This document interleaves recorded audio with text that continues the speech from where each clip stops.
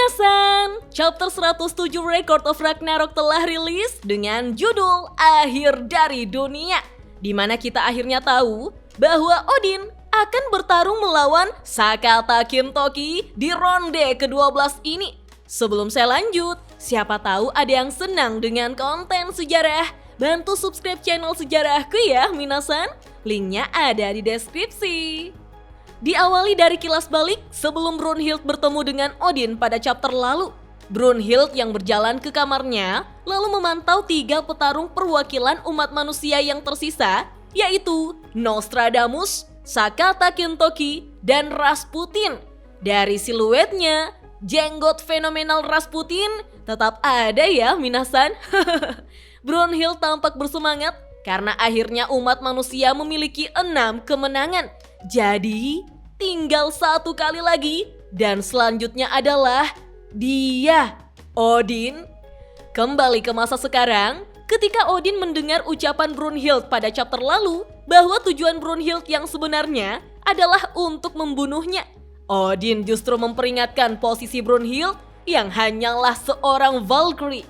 Apa tujuan Brunhild itu? Untuk sesuatu yang sepele seperti cinta? Dengan tegas, Brunhild membenarkannya. Saat itulah Odin tertawa keras, menganggap Brunhild yang pasti sudah benar-benar gila. Odin mengatakan, sayangnya dia sudah menjadi milikku. Takdir Siegfried adalah mati untuk menjadi wadah demi kebangkitan dewa primordial.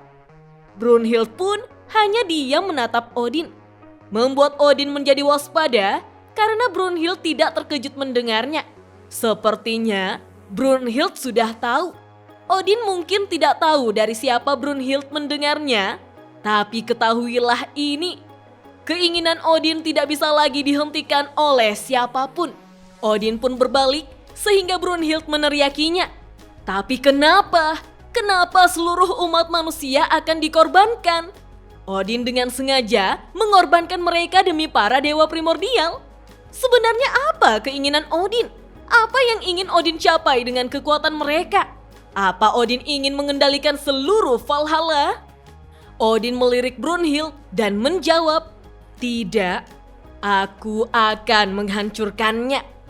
Helheim, Midgard, dan juga Valhalla, Odin akan menghancurkan mereka semua, lalu Odin akan mengakhiri segalanya. Yah, hanya itu saja. Brunhild pun terkejut mendengarkannya. Sembari berjalan pergi, Odin mengatakan bahwa dialah yang akan bertarung selanjutnya. Loki tidak ditakdirkan untuk kalah. Bagi Odin yang harus melawan dirinya sendiri, itu cukup merepotkan. Jadi, kegilaan Brunhild dan juga keinginan Odin, manakah yang akan menang? Odin tidak sabar untuk mengetahuinya. Brunhild membalas dengan mengatakan, aku juga, selama yang pernah kuingat, aku sudah menunggunya. Brunhild lantas kembali ke kamarnya dengan penuh semangat karena akhirnya saat-saat ini tiba juga. Brunhild akan menyerahkan semuanya pada orang itu. Brunhild sudah memutuskan sejak awal bahwa orang itulah yang bisa mengalahkan dewa tertinggi di Pantheon Nordik. Dia adalah Sakata Kintoki. Wah, sampai di sini banyak yang mengira jika Sakata Kintoki adalah karakter tumbal, mirip seperti Simo Heiha yang kemenangannya sangat sulit diprediksi. Mengingat Loki begitu dibutuhkan dalam alur Record of Ragnarok. Nyatanya, Loki lah yang kalah. Jadi, kita masih belum tahu apa yang akan terjadi berikutnya ya Minasan. Tapi bener sih, kasihan juga Anubis yang gilirannya diserobot melulu. Kita pun diperlihatkan suatu tempat dengan gerbang yang besar. Di dalamnya ada koridor yang akan membawa kita ke halaman rumah tradisional Jepang, di mana terlihat ada 2 anak lucu di sini. Yang satunya naik di punggung beruang, yang satunya lagi sedang berlatih menggunakan kapak pemotong kayu. Rupanya itu adalah pandangan dari Buddha saat memasuki ruangan Sakata Kintoki. Buddha dengan santai mengatakan, sudah diputuskan bahwa Dindin alias Odin akan bertarung untuk para dewa di ronde ke-12.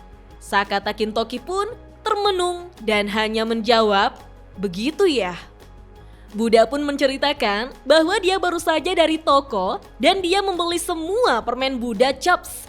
Shiva dan teman-temannya juga ada di sana. Nah, minasan, di sini kita diperlihatkan Indra yang berada di samping Shiva yang merupakan petarung di Record of Ragnarok Gods Apocalypse. Seru juga ya melihat seorang karakter yang bisa bebas melintasi manga. Shiva saat itu mengatakan, "Bukankah Buddha sering berkhotbah tentang meninggalkan keinginan dan ketertarikan duniawi?" Buddha tahu bahwa mereka semua marah. Jadi, dia membalas perkataan mereka dengan mengatakan, mengikat diri untuk meninggalkan keterikatan adalah keterikatan juga loh. Lalu mereka pun tercengang mendengar jawaban Buddha.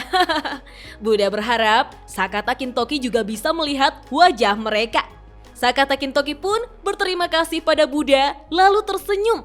Meskipun Buddha bukanlah tipe yang bisa memecah ketegangan seperti itu, tapi Sakata Kintoki sekarang tidak punya kekhawatiran lagi. Buddha tampak senang mendengarnya.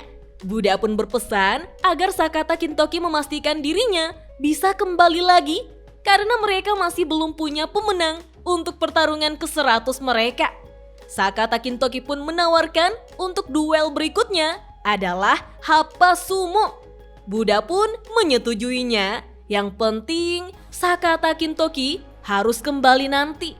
Sakata Kintoki pun berjalan mengambil kapak raksasanya dan mengatakan bahwa dia hanya pergi sebentar.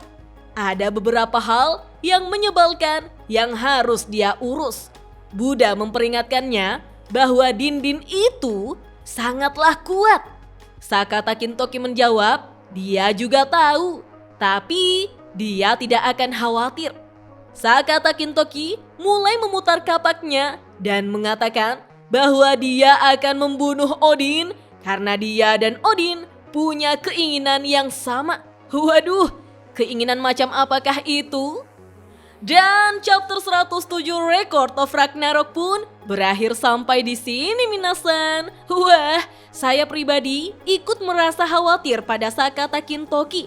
Kalau dari obrolannya, Sakata Kintoki dan Buddha memiliki kekuatan yang setara. Sementara Odin adalah dewa tertinggi panteon Nordik. Minasan pasti masih ingat saat Buddha dan Beelzebub berhadapan langsung dengan Odin pada chapter 85. Di situ terlihat jelas bagaimana Buddha dan Beelzebub kalah power dari Odin.